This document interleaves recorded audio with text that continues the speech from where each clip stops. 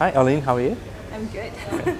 So, sir, I wanted to ask more about Nelson Mandela. Nelson Mandela has fought hard against apartheid through non-violent approaches. What can young people today learn from his legacy, especially in a multicultural society like in Singapore? Nelson Mandela is really the founding father of our country. He spent 27 years in prison, and when he came out of prison, everyone thought that there might be an element of revenge required for the long period of time that he did actually suffer in prison. And he survived, he surprised, I think, the globe with his magnanimity and the way he treated the ethnic groups that had oppressed him and his people for so long. Each country is different. We don't say the South African model is necessarily the model that every country must use. Our model was very unique to South Africa because we had a very unique person in Nelson Mandela, and he became someone that united all the races in terms of what he saw as the vision for the future of South Africa.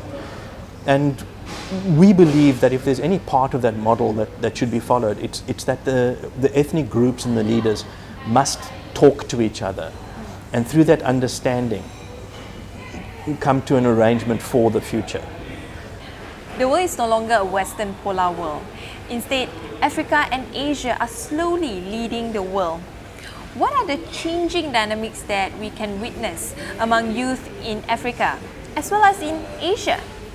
Oh, thanks, Arlene. Africa is a developing continent. We believe it's the continent of the future. And as much as I think this century is the Pacific century, I think it's also going to be the African century.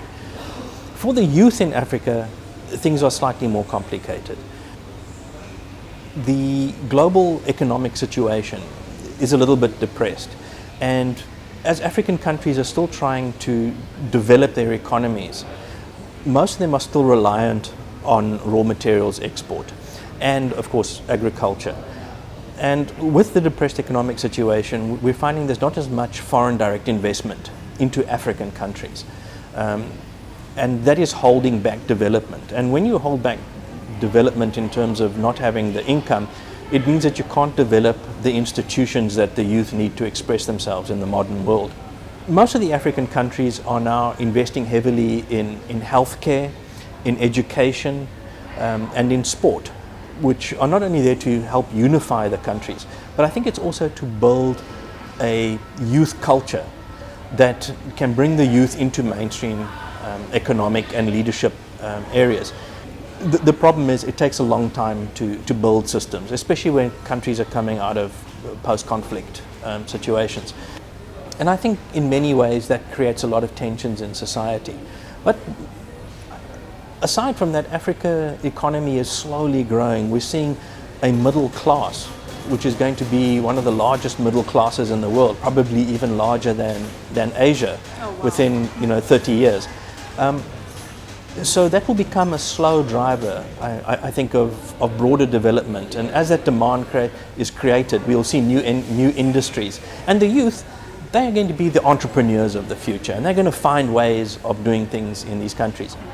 With that, thank you very much. Thank you, Ali.